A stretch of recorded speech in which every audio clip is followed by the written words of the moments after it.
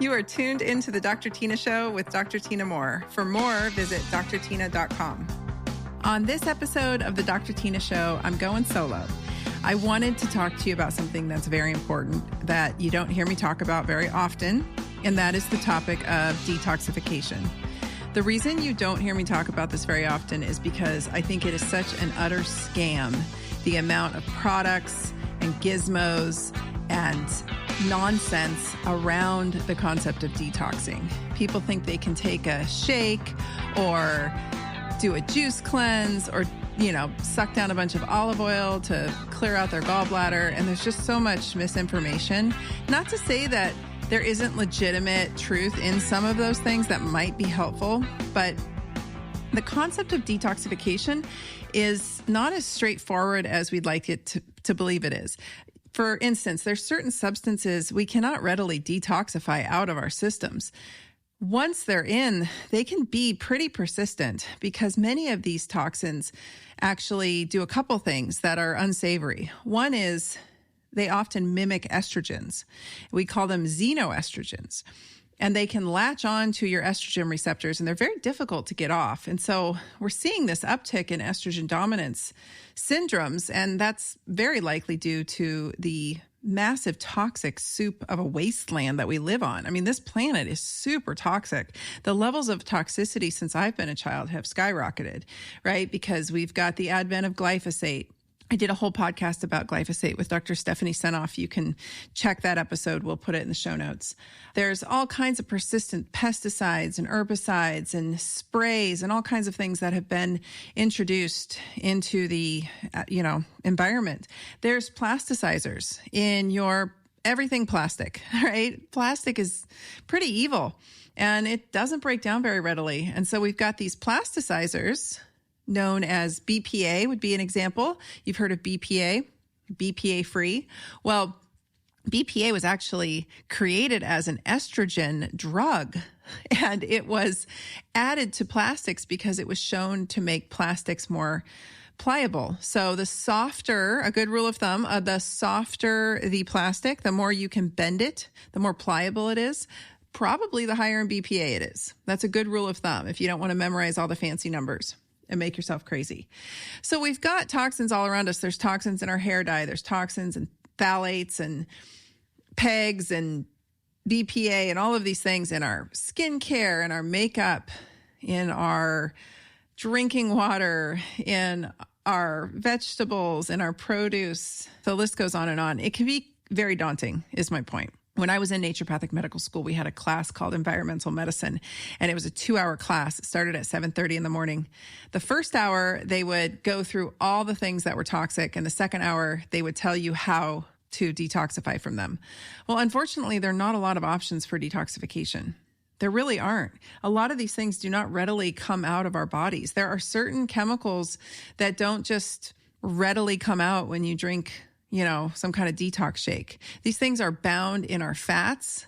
Heavy metals, for instance, live in your fats.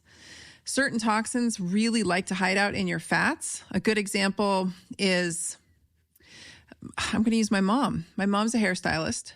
My mom started gaining weight in her 40s, and it was due to different issues, but it was really, out of nowhere is what I remember. And the way that I've traced this back over the years is it was very much due to the fact that she'd been doing hair. She's been a hairstylist since I was 5 years old. And these folks use super toxic hair dyes and chemicals.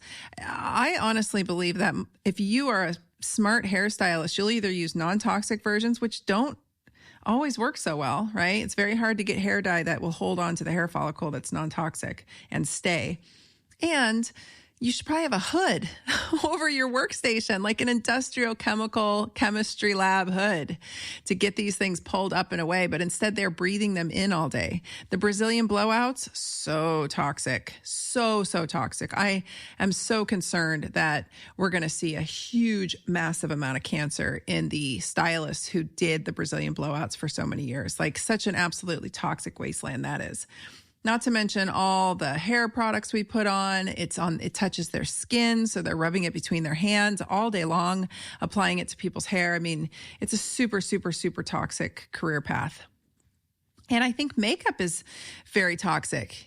Makeup in and of itself, we think about how often people apply that and what it's doing to you. So anyway, you get my point. The bottom line is, if these things are hiding out in your fat, it's going to be very difficult to lose fat if you're toxic, because your body says, hey, our liver isn't really in great condition. And considering like probably 100% of people at this point about in the US are metabolically unsound as far as adults go, and God knows what the rates are for children. Most people are metabolically unsound. That does a doozy to your liver. It really puts a backlog on your liver. So if your liver's not working great, especially if you've got estrogen dominance due to xenoestrogen toxicity levels, and you're, perimenopausal, menopausal, so you're starting to get these huge fluxes in hormones and drops in hormones. And then you add to it excess weight that your body isn't wanting to lose, because truth be told, the liver isn't in any kind of shape to handle it. The liver's like, we don't have the capacity. We are at capacity. We do not have the capacity to be dealing with this nonsense. We've got fatty infiltrate from metabolic syndrome. We've got, hormonal loads, excess, toxicity throughout the years. We're not in any shape to do this. So your body's going to hold on to that fat. All right. So this brings me back to the concept of the toxic bucket, something I wanted to hit on. Your toxic bucket is an individual toxicity state that is different for each person. And so while you may be able to handle toxins, your friend may not even be able to walk through the perfume counter at the local, mall, because it's so upsetting to her neuroendocrine system. Like she can't, it sets her off the charts. We want to make fun of these people, right? But I am one of these people. I can't walk through the perfume counter without holding my nose. I won't walk down the aisle at the grocery store where all of the detergents are. I won't walk through a candle section. I won't do it. I'll just, like, if I'm at Bed Bath & Beyond, I'll just plug my nose and hold my breath. I'm not huffing that stuff in. My toxic burden of my toxic bucket is full. And it's for various reasons. Toxic burdens I've endured over the years. An example, in the early 1980s, I lived in Northern California. They sprayed malathion over all of our homes for weeks on end to try to kill a fruit fly epidemic we were having. And so all of the animals were dying if their bowls of water were left out. All the bugs died. It was really scary. I remember being, I think in second grade, just thinking like, this is terrifying. The helicopters would come over at night. My mom would shove towels up against all the windows and door jambs, and we'd bring in all the water and food so none of the cats and dogs died. It was really, really not great. So there's a huge introduction to a toxic burden at a young age. I was pumped full of antibiotics pretty much out the chute. So you see my point. And who knows what someone's toxic bucket is holding? And often they start to leak out. They leak over the top. So it's not fair to judge somebody who is chemical sensitive, who has a low threshold for mold exposure, all of these things, because that damage was done in the past.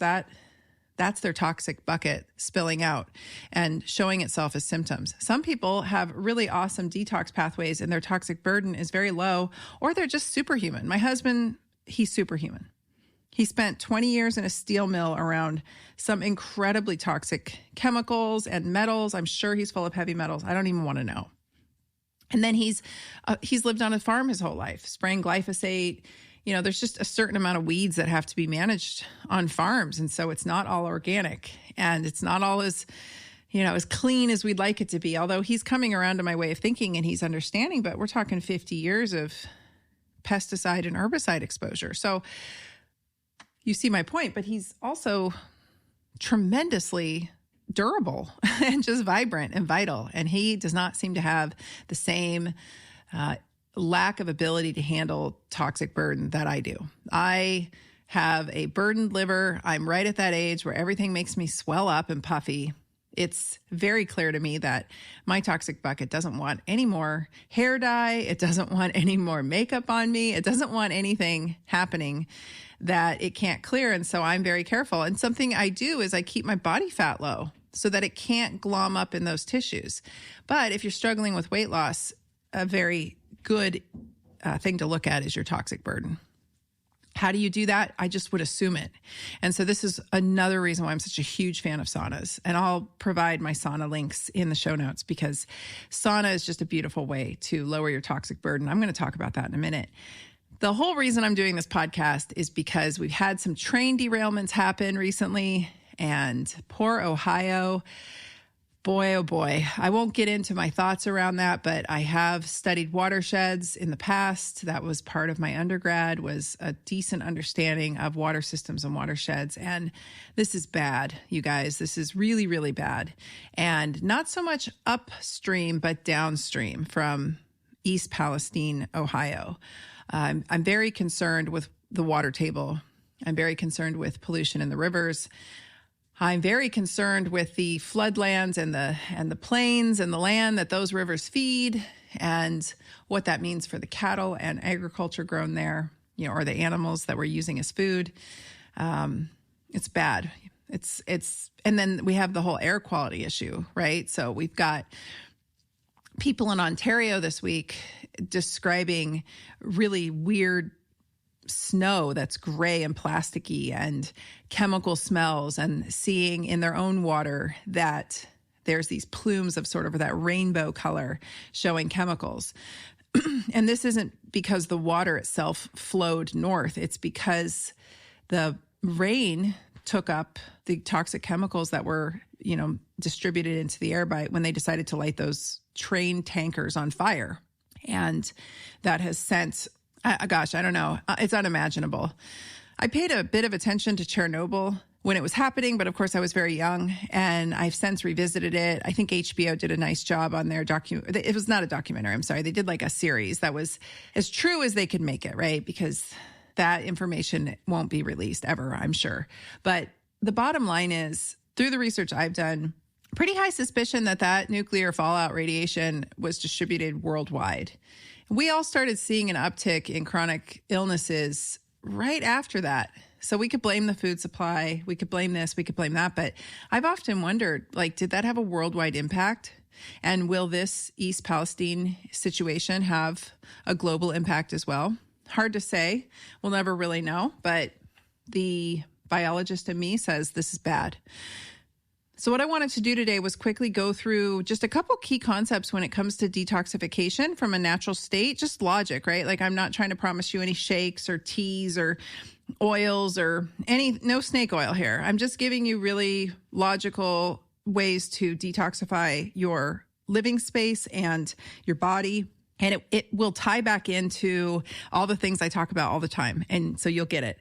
But I wanted to share this in the hopes that it might help some people. So number one, your emunctories. What are your emunctories? Your emunctories are where you detoxify from. So usually we think of the bowels, the kidneys, the lungs, and the skin. These are huge detoxification organs, and they need to be kept up so that they can do their job. If you're not pooping every day, particularly even several times a day would be ideal, you're probably dealing with some toxic bowel issues. And if you're not pooping, what happens is those estrogens don't make their way out in the form of poop. They get reabsorbed in the large intestine, and oftentimes in the form that's even more toxic than what was headed out of you. Because when molecules and hormones get reabsorbed, they sometimes are in more of an intermediate form. They're not in their final state or their pre-state, and they can be more toxic in those conditions. So we want you pooping. If you're not pooping, there's a reason. You're going to want to work with somebody. I don't have all the answers for you. It could be that you're hypothyroid. It could be that you have leaky gut. It's probably a combination of both of those if you're over the age of 40 to some degree. It could be because you're inactive, you're not active enough, you're not inducing peristalsis. It could be because you have a crappy diet or a diet that doesn't agree with you. So we want regular bowel movements at least once a day. Number two, the kidneys. That's harder to judge on your own. Usually we have to get a regular comprehensive metabolic panel, which is standard when you get your blood ran, and that'll show your kidney function. I will say, though, over time, something to think about. When you are metabolically unsound, which I said in the beginning of this is almost 100% of U.S. adults, if you're metabolically unsound, your capillary beds are being challenged. This usually presents itself. This is where you hear about blindness. When diabetics go blind, it's because the capillary bed to the retina has been destroyed. Well, If something is happening there, you can bet it's happening in the fine-tuned capillary beds of your kidneys called your glomeruli. These are really cool capillary beds. And this is how your urine is filtered. And man, we do not want those messed up, but they get messed up often. And what I've seen clinically is as folks age, we'll start to see kidney cysts. We'll start to see cysts on the kidneys. When you see cysts on the kidneys, I want you to think more often than not metabolic dysfunction versus running after zebras. Because what doctors will tell you is they'll wait for these things to become pronounced, and then they will tell you, oh, it's this and that and the other. But I'm telling you, the root cause of how the kidneys started getting backed up in the first place and forming cysts was likely metabolic dysfunction. So yet another reason to get your shit together and get your metabolic health in order. I have a metabolic health toolkit. It's called the Metabolic Revamp Toolkit. It's very inexpensive, and it's got tons of cheat sheets. It's got a 20-page ebook. It's got a recipe guide. It's all the things you need to know to get started on good metabolic health. The next among tree we're concerned about is the lungs. And obviously in the case of this train derailment and burn off of vinyl chloride, we're concerned about our lungs. We take in a lot of crap through our lungs every day, you guys. So one of the better things we can do is, one, have good lung function. As we become deconditioned, as we lose muscle mass, we actually also lose lung capacity. This is something most people don't talk about. If you couple that atrophy of the muscles around the lungs and the loss of lung function as we age and become more deconditioned and more sarcopenic, which is a term for muscle wasting. It's when frailty ensues. Those who are frail have less healthy lung function because they have frailty and atrophy of the muscles around their lungs, the little tiny muscles, that the smooth muscle that surrounds even the bronchioles, et cetera. We are losing lung capacity as a species because we've embraced this idea that you don't have to be strong and it's okay to get frail. Why do you think old folks have such a hard time with COVID? No one's talking about this. Yes, they're frail. Yes, they've got old age working against them when it comes to high risk factors. Yes, the virus is terrible, or it was terrible. But something no one's talking about is this lack of lung function that's happening. Even diaphragmatic function. That's a muscle, right? We need our diaphragm working if we want our lungs to work. It kind of works like a vacuum to pull air in and push air out. Let's add to that obesity. So we've got frail lungs that aren't working well with poor lung capacity. And then let's add a bunch of weight and fat on top of it. Heavy fat around the viscera, heavy fat around the heart. The poor lungs are pushing back against pressure, against actual fat mass. It's very challenging. So something to think about. Yet another reason why I'm a huge proponent of upping your protein and lifting weights and making sure your metabolic health is in order. And then the last among tree is our skin. How can we improve our skin? Well, you can do dry skin brushing, which I love. And there's a copper brush that I use. I'll link in the show notes. It's great. And I love to dry skin brush before I get in the shower, before I get in the bathtub. And then I like to end my showers with cold to keep circulation up. So just something simple to keep your skin healthy. And then, of course, the obvious is avoid putting garbage on your skin that's full of chemicals. Your body lotion, your skin care, your hair care, your makeup, all of those things are adding to that toxic burden and filling up your toxic bucket. So avoid them at all costs. What are some alternatives? Find a clean skincare line that works. Find some kind of body lotion that's not toxic. Consider making your own. It's not very hard, actually. If you whip up some tallow, literally just whip up some tallow and put some essential oils in it, you've got a really nice body butter that is going to not toxify yourself even further. So bowels, kidneys, lungs, and skin, those are our monk trees. We want those working well. All right. So that's step one. Step two is to consider how you're going to filter your water and your air. I think this is just kind of a no-brainer. This is something that we do at all times, regardless whether we're having train derailments and vinyl chloride burn-offs. In my house, in my family's house, and my parents, my daughter, everybody has an AquaTrue water filter, and everybody has an Air Doctor air purifier. The AquaTrue works in that to clear out vinyl chloride, in that the CDC has come out and said, if we have a carbon block filter and then reverse osmosis, you're probably going to get all that stuff out of your water. So, or 99% of it. So that is the setup with the AquaTrue. It's these carbon block filters, and it's a multi-step, the countertop unit is, and the under the sink unit. And then it's going to go through a reverse osmosis process. Something to consider is that you want to resupply yourself with minerals if you're reverse osmosing your water. So make sure you're using some kind of mineral replacement. I like CT minerals. You can find those in my store.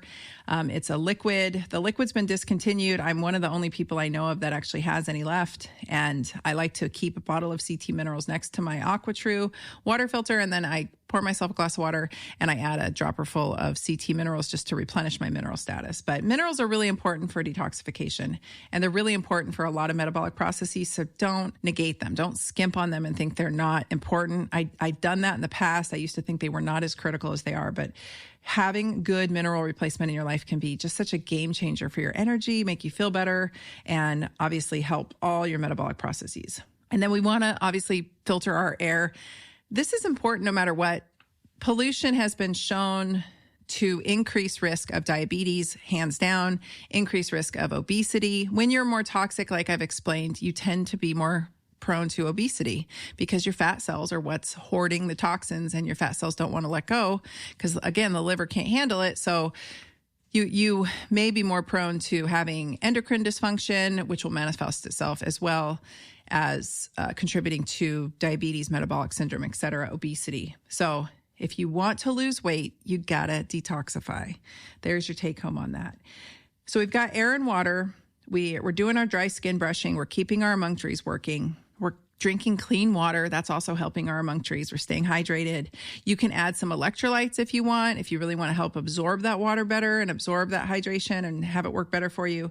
All awesome ideas. Then we have sauna. Sauna is awesome. I don't know how I lived without a sauna. I don't know how people live without sauna. There are saunas at every price point. I will link them in the show notes. I love, love, love all my saunas. And I think there's a sauna for every space and every price point. And it's really worth prioritizing because you just can't do the same thing with hot baths. You can't do the same thing with hot showers. You can't do the same thing with exercise. Yes, exercise, hot baths, and hot showers might make you sweat, and that's awesome. But to really induce those heat shock proteins, to get your immune system working optimally, but more importantly, to get the toxins out, you really should look into a sauna and consider investing in one. It's absolutely critical. I also did a podcast episode last week about how I crawled out of chronic illness, and sauna and strength training were like the two biggest components of that. So sauna has so much utility in one's health and one's life. The whole family can use it. I bring my dog in the sauna. I absolutely love my sauna, and I think you will too. So we sweat it out. How do we do that? I have a whole episode on how I sauna, why I think protocols are nonsense, and you guys can go back and listen to that one as well. Basically, hit the sauna a few times a week. Keep yourself sweating.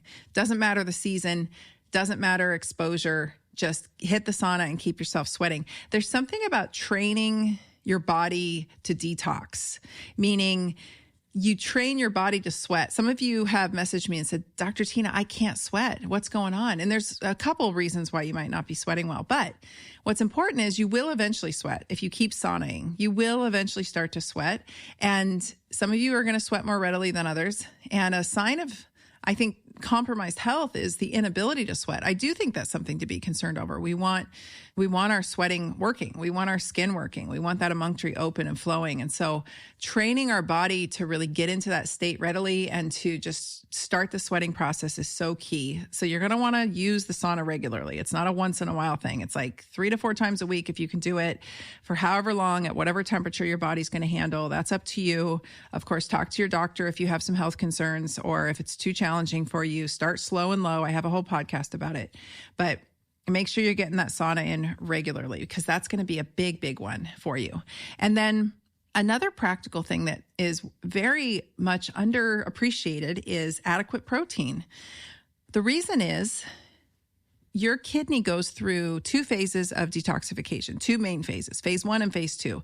Phase 1 requires certain nutrients and certain cofactors. And these tend to be readily available in most people's bodies, and they tend to go through phase 1 somewhat easily. Here's the problem. Phase 2 doesn't always work so well with people. Phase 2 requires sulfur containing amino acids. It requires different nutrients, different molecules to work.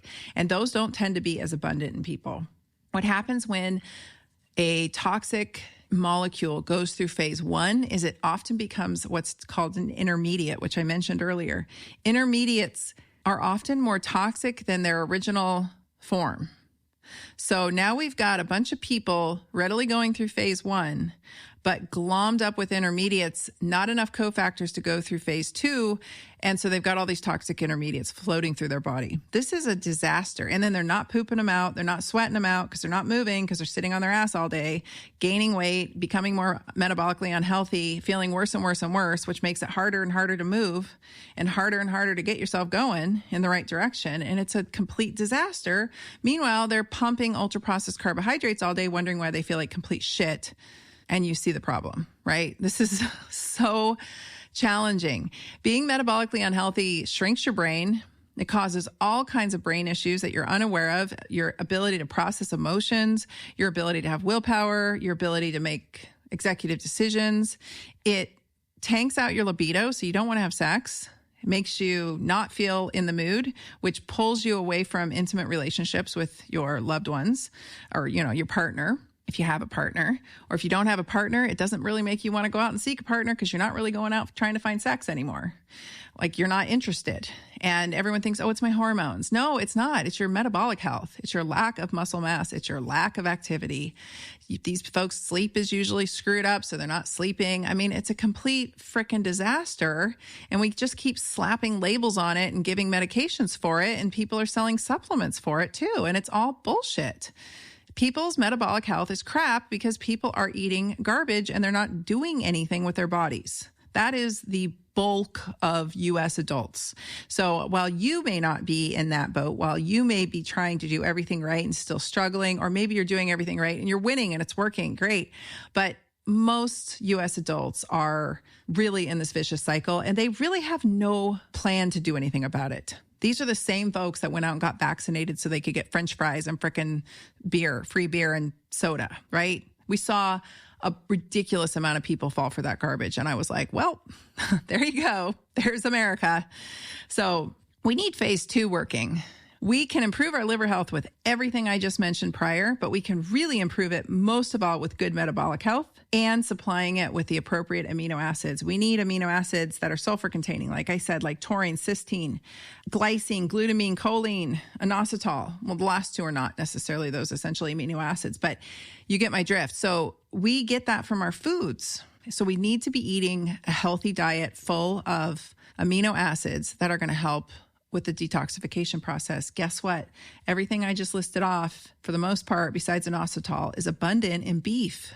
You now see the utility of beef. You're not going to find choline anywhere except for egg yolks and beef, really, not in good amounts that are highly absorbable. The taurine, the cysteine, the glycine, the glutamine, you're going to find that all in beef as well. So beef is your friend. It's easy to digest. It's highly absorbable nutrients. I very much encourage you to download my Metabolic Revamp toolkit. Go grab it. It's not very expensive at all. It's a few bucks. Get in there and understand my argument for beef because it's a beautiful food. It's regenerative. I have a great supplier where I get my beef from called Regenerative Pastures. I'll give you guys that link as well. Absolutely love them. Grass-fed, grass-finished, 100% regenerative agriculture, the way they're raised. And if you were to take this monocrop that I'm staring at right now out my back door, it's 1,000 acres of glyphosate-heavy, Monsanto-friendly frickin' monocropping. And not only is the process of monocropping horrific, you guys should see it. When the combines come through, when the swathers come through, the fallout of animals that get butchered is insane, you guys. I watch it. I watch dozens of turkey vultures come in and circle the field for days. Why do you think they're there? Because there's mangled snakes and voles and field mice everywhere. My dog Sansa goes out there and just has an absolute field day because there's just mangled rodents and snakes everywhere to be eaten. There's hawks flying around picking up half mangled snakes. It's crazy. So that's the disaster that is monocropping. Now, if they were to take cattle and put cattle out there, it would be a whole new world. This 1,000 acres that I stare at would be a whole different world. And we could save the planet, honestly, I believe, through regenerative pasturing with cattle, with beef. But we all know that everybody's hell-bent on trying to save the planet with the crazy, crazy ideas of solar panels and all the other earth-raping solutions, quote unquote solutions that they've come up with. So, but I'm going to have some folks on to talk about this later. So I'll get off my soapbox now. Anyway, adequate protein is going to be a huge one here. Something most people don't know. Phase 2 detoxification of your liver. Now you know. Now you have a cool party topic of conversation for people, another argument to eat more protein. So that's it. That is my long-winded explanation of how I detox. I dry skin brush. I make sure my emunctories of my bowels, kidney, lungs, and skin are working. I make sure I'm hydrated. I make sure that water's clean with a water filter. I make sure the air I'm breathing inside my house is clean with an air filter. I avoid. Remember that the best way to eliminate toxins from your body is to avoid them in the first place, right? I try to keep my toxic bucket low by using sauna and exercise. Your muscle mass is going to help here tremendously, but I'm not going to get into all the science behind that. But trust me, your muscle is an organ of detoxification as well. When you are metabolically revved up, you move things through you a whole lot faster. So strength training is critical. I'll provide the link for my strength training platform if you want to join. It's $20 a month. It's awesome. You get 2 workouts a week, and it's a no-brainer.